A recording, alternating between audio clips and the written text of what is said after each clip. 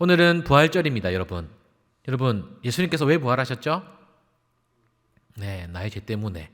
또 아니면 뭐 여러 가지 말이 있겠지만 조금 더 성경적인 관점에서 이 부활을 본다면 어떻게 해석할 수 있냐? 바로 구약의 하나님의 그 말씀을 실행하기 위해서라는 거죠.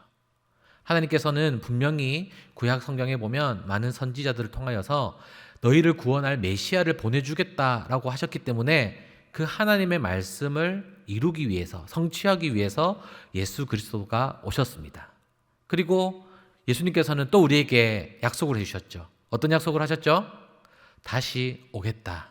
내가 올라간 그 모습 그대로 다시 돌아오겠다라는 말씀을, 약속을 우리에게 해주셨습니다. 여러분, 우리가 예수 그리스도를 통하여서 하나님의 그 언약이 이루어진 것을 느꼈고요. 그리고 그 언약의 성취됨을 통하여서 예수님의 재림을 기다릴 수 있는 그런 부활절을 맞이하는 저와 여러분이 될 수 있기를 주님의 이름으로 간절히 축복합니다. 아멘. 자, 오늘 우리가 읽은 말씀은 무엇에 관한 말씀이냐면 예배에 관한 말씀이에요. 맞죠? 예배를 드릴 때에 영과 진리로 예배를 드려야 된다라는 이 말씀인데, 과연 이 말씀이 어떤 배경에 의해서 나오게 되었는지 한번 우리가 말씀을 통해 보고요. 또 그것을 통해서 우리는 부활을 어떻게 받아들이고, 또 매년마다 이렇게 돌아오는 절기의 예배가 아니라 부활절이 아니라 바로 이 부활을 통하여서 나의 인생과 나의 삶을 어떻게 변화시킬 수 있을지, 또 그 부활이 나의 인격의 변화가 되고 나의 인생을 변화시키는 그런 부활주의를 맞이하는 저와 여러분이 될 수 있기를 주님의 이름으로 간절히 축복합니다. 아멘. 네, 요한복음 4장은 사마리아 여인과 예수님의 만남을 이야기합니다. 여기서 이 한 여인이라고 이야기해도 되는데 굳이 성경은 사마리아 여인이라고 이야기를 하는 것이죠. 유대인이었던 예수님, 그리고 이 민족과, 유대인 민족과 이 사마리아의 민족은 적대 관계였어요. 우리나라로 친다면 일본이 좀 약간 적대 관계가 있고 가위바위보도 절대로 지면 안 되는 그런 민족이 일본이잖아요. 그런데 역사적으로 이 사마리아인과 또 유대인들은 이 우리나라와 일본과의 관계보다 더 그 관계가 있습니다. 그렇기 때문에 이 유대인들은 심지어 사마리아 사람들이 사는 지역, 사마리아 지역이겠죠. 그 지역을 지나서 성전으로 갈 수 있어도 그 땅을 밟지 않아요. 왜냐하면 유대인들 입장에서는 이 사마리아인들이 이방인이기도 하지만 혈통이 섞여 있어요. 그래서 혈통을 중요시하는 유대인들에게는 이 사마리아 사람들은 그냥 개취급하는, 아예 상종을 하지 않는 그런 민족이었습니다. 그런데 예수님께서는 일부러 사마리아 땅을 가신 것을 볼 수 있어요. 그러면 왜 예수님께서 굳이 사마리아 땅으로 가셨나라는 질문을 가지고 오늘 말씀을 함께 보겠습니다. 오늘 말씀 4장인데요.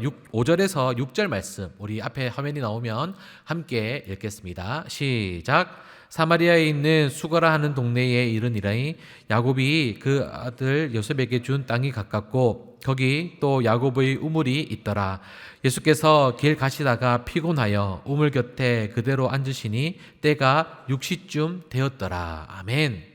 자, 여기서 예수님이 우물가에 갔었던 시간이 6시라고 성경에서는 정확하게 알려줍니다. 여러분, 성경은 한 점 한 액도 일부러 된 게 없어요. 그렇기 때문에 이 6시라는 의미를 통해서 무엇을 깨달을 수가 있냐? 바로 예수님과 이 사마리아 여인이 만났던 시간대를 우리가 알 수가 있어요. 우리의 시간대로 이 유대의 시간을 이해하려면 어떻게 해야 되냐면 더하기 6을 하면 돼요. 그러니까 6시니까 지금 예수님이 있는 시간은 몇 시라고요? 12시. 정오라는 거죠. 이 정오는 이 어떤 환경이냐면 바로 해가 가장 강력한 시간대예요. 근데 그 시간대에 이 사마리아 여인이 어디에 왔다고요? 우물을 왔어요. 우물을. 그리고 물을 뜨러 이곳에 왔다라는 거죠. 이것을 통해서 추측할 수 있는 것은 이 사마리아 여인이 사마리아 공동체, 사마리아 사회에서 왕따였다라는 거죠. 왜냐하면 이렇게 물을 뜨러 오는 것이 참 중요했기 때문에 이 정오 시간 말고는 좀 날이 선선하고 또 아니면 해가 질 때쯤이면은 이 우물가에는 사람이 바글바글 했을 거예요. 왜냐하면 먹는 물을 얻기 위해서. 그런데 이 사마리아 여인은 일부러 그 사람들을 피하기 위해서 사람들이 없는 가장 더운 날씨의 시간인 정오 12시에 이 우물가에 왔다라는 것입니다. 그러면 이 여인이 예수님을 만남으로 인하여서 또 어떤 일들이 벌어졌냐면 바로 예수님이 이 여인에게 물을 좀 달라고 그렇게 이야기를 하세요. 그랬더니 이 여인이 놀라는 거죠. 왜냐하면 자기는 사마리아인인데 유대인들이 자신에게 말을 거는 것이 너무나도 이상하다는 거죠. 그런데 말을 거는 것도 신기한데 물을 달라고 그렇게 이야기를 해요. 그런데 이 한 남자가 자기가 누군지를 알고 자기가 주는 그 물을 마시면 영원히 목마르지 않는다라고 이야기를 합니다. 그런데 육적으로 생각할 수밖에 없는 이 사마리아 여인이 그 물을 좀 달라고, 나도 더 이상 이 우물에 물을 들어오기 싫으니까 그 물을 나에게 달라고 그렇게 영적인 가르침을 해주시는 예수님의 말씀을 전혀 이해를 못하는 거죠. 그러다가 이 예수님과 또 사마리아 여인이 대화의 정점이 맞는 때가 있습니다. 그리고 이 사마리아 여인이 이 앞에 있는 분이 메시아, 그러니까 성경에 나와 있는 구원자라는 것을 깨닫게 되는 타이밍이 있는데 어떤 타이밍이냐? 바로 16절에서 18절 말씀입니다. 자, 우리 화면에 띄워주시면 또 함께 읽습니다. 시작. 이르시되 가서 내 남편을 불러오라. 여자가 대답하여 이르되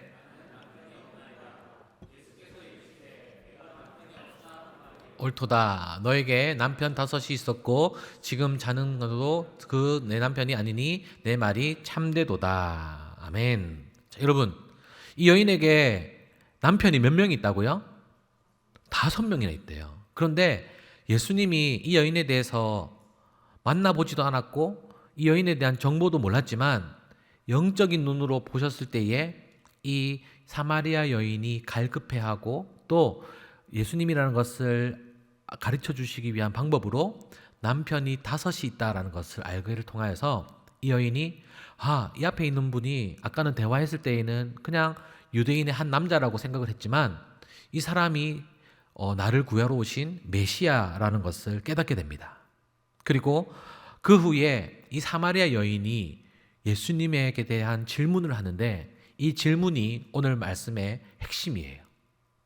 예수님이라는 것을 깨달았을 때에, 구원자라는 것을 깨달았을 때에 처음으로 하는 질문이 어떤 거냐면 우리 19절 20절 함께 읽겠습니다. 시작. 여자가 이르되 주여 내가 보니 선지자로소이다. 우리 조상은 이 산에서 예배하였는데 당신들의 말은 예배할 곳이 예루살렘에 있다 하더이다. 아멘.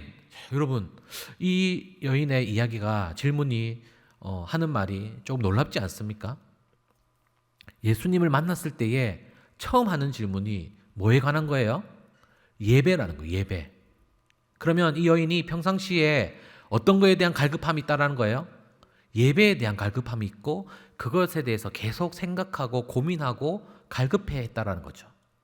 그러면서 이 여인이 하는 건 뭐냐면 여기서 이 산이라고 하는데 이 산은 뭐냐면 이 사마리아 사람들이 성전을 지어서 만들어 놓은 그리심산을 이야기합니다.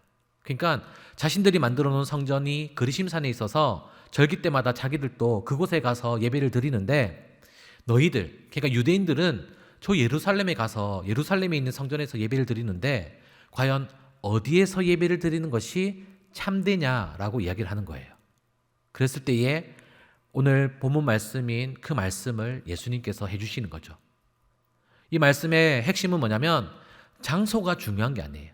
어느 곳에서 예배 드리는 것이 중요한 것이 아니라 여러분 뭐가 중요하다고요? 마음이 중요하다는 거죠. 그리고 얼마나 진실되게 영으로서 하나님을 예배하느냐가 예배의 본질이고 또 예배에 중요하다는 것을 알려주고 계십니다. 여러분, 오늘 부활절을 맞이하고 있는 우리에게 이 말씀을 부활이라는 관점에서 본다면 이 여인이 이 예배에 대해서 자기가 궁금해하고 갈급해했던 그 예배를 예수님께 질문을 했더니 답을 얻었잖아요. 그랬는데 이 이후에 여인의 행동이 오늘 또 다른 핵심입니다. 우리 28절과 29절 우리 화면에 나오면 같이 보겠습니다. 시작.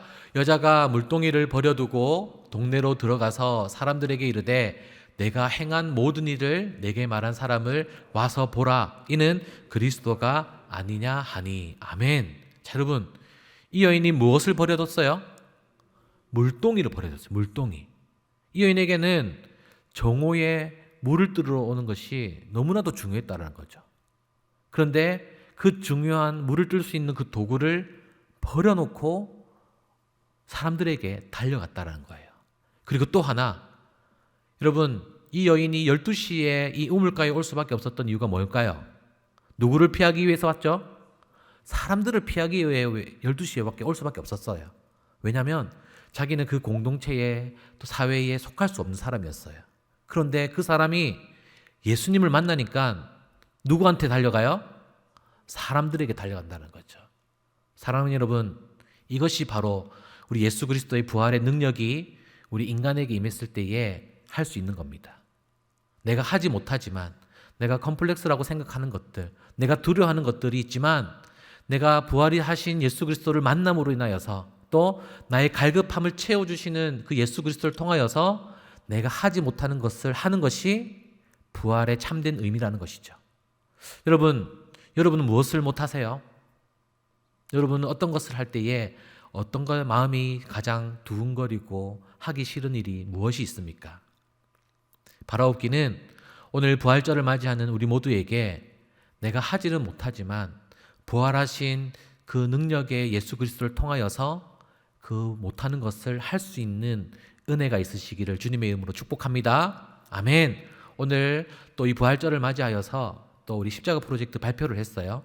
네, 아마 여러분들이 기존에 생각하지도 못했고 또 내가 해보려고도 시도하지 못했던 그 예수님의 사랑을 전하는 것이 단돈 10만 원으로도 많은 사람들에게 기쁨이 되고 작은 것이지만 나눠줌으로써 그 사람도 기쁘고 받는 사람도 기쁘고 그것을 전하는 내가 더 큰 기쁨을 누릴 수 있는 것이 바로 하나님께서 우리에게 주시는 기쁨이 아닌가라는 생각이 됩니다. 그래서 오늘 부활절을 맞이하는 우리에게 나는 과연 부활하신 예수 그리스도의 능력으로 말미암아 나는 못하지만 그 부활하신 예수님을 만난 나는 어떤 것을 할 수 있는지 한번 생각해 보시면서 어떤 것을 하는 것이 하나님께 기쁨이 되고 또 한 주간 살아갈 때에 내가 이 땅 가운데 예수 그리스도와 함께 살아가는 것이 어떠하게 살아가는 것이 참된 그리스도인으로 살아가는지를 생각하면서 그것을 실천하는 저와 여러분이 되시기를 주님의 이름으로 간절히 축복합니다. 아멘.